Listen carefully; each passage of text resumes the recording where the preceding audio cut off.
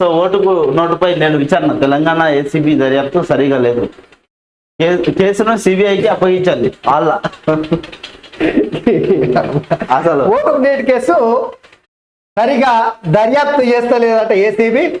ఇగో కేసుని తీసుకుపోయి సిబిఐకి ఇవ్వాలని చెప్పేసి ఆళ్ళ ఏది మంగళగిరి ఎమ్మెల్యే ఉండేగా ఆళ్ళ రామకృష్ణారెడ్డి. ఇగో ఆళ్ళ రామకృష్ణారెడ్డి మొన్నటికి మొన్న కాంగ్రెస్ పార్టీలోకి మళ్ళా తిరిగి వైఎస్ఆర్సీపీలోకి వచ్చిండు. ఇక ఆ భయం చుట్టుకున్నది వీళ్ళకి.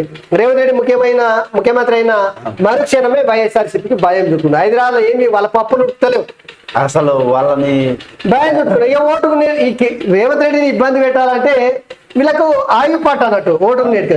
దాని గురించి గదో బయటకు తీసుకొస్తే అయిపోతాను. ఓటుకు నేటి కేసు అనేది కేసీఆర్ సృష్టించి ఫోన్ ట్యాపింగ్ చేసి పట్టుకున్నటువంటి కేసు. ఈరోజు అదే కేసీఆర్ మీద దొరుకుతుంది. తాను దన్నేవాడు ఉంటే తలదన్నేవాడు అవుతాడంట. పొట్టేని పొడుగోడు కొడితేనంట పొడుగోడిని పోచమ్మ కొడుతుందంట. ఈరోజు కేసీఆర్ కు గుర్తెరిగింది ఈరోజు అది. సో ఓటుకు నేటి కేసు అనేది కేసీఆర్ మెడకే చుట్టుకుంటా చూడు ఫోన్ ట్యాపింగ్ రూపంలో యమపాశంగా చుట్టుకుంటుంది. ఈ రోజు గురించి ఒక మాట కూడా మాట్లాడతలేదు.